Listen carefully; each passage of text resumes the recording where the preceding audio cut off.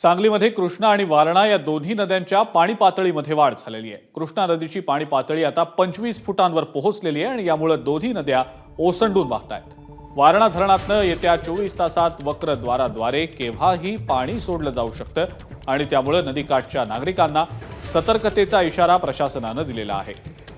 कृष्णा नदीवरच्या आयर्विन पुलावर जवळून पाणी पातळीचा आढावा घेतलाय आमचे प्रतिनिधी कुलदीप माने यांनी।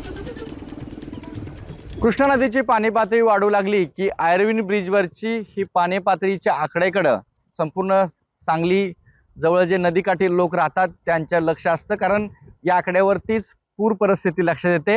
आता आपण कृष्णा नदीचं हे पात्र पाहतोय। मोठा प्रवाह या ठिकाणी या कृष्णा नदीच्या पात्रामध्ये दिसून येतोय।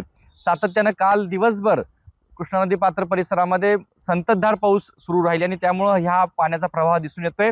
दुसरीकडे पाण्याची पातळीकडे जर आपण या ठिकाणी जर लक्ष वेधलं तर 25 फुटाच्या जवळपास पाणी पोहोचलेलं आहे। पुढच्या अर्ध्या तासामध्ये हे पाणी 25 फुटाच्या वरती जाऊ शकते। त्यामुळं या ठिकाणी या पातळीवरच या ठिकाणी कृष्णा नदीचा पूर परिस्थिती या ठिकाणी दिसून येते आणि आता 25 फुटाच्या आसपास ही पाण्याची पातळी आहे, जी रात्रीमध्ये जवळपास 4 ते 5 फुटांनी या ठिकाणी ही पाण्याची पातळी वाढलेली आहे।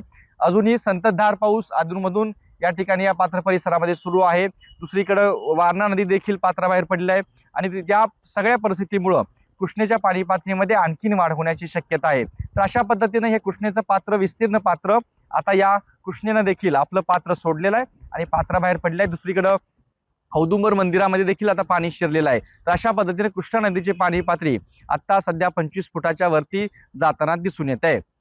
पाऊस जर असाच राहिला तर या पाण्याच्या पातळीमध्ये आणखीन वाढ होण्याची शक्यता आहे। दुसरीकडे अलमट्टी धरणातून मात्र सातत्यानं मोठ्या प्रमाणात विसर्ग केला जातोय।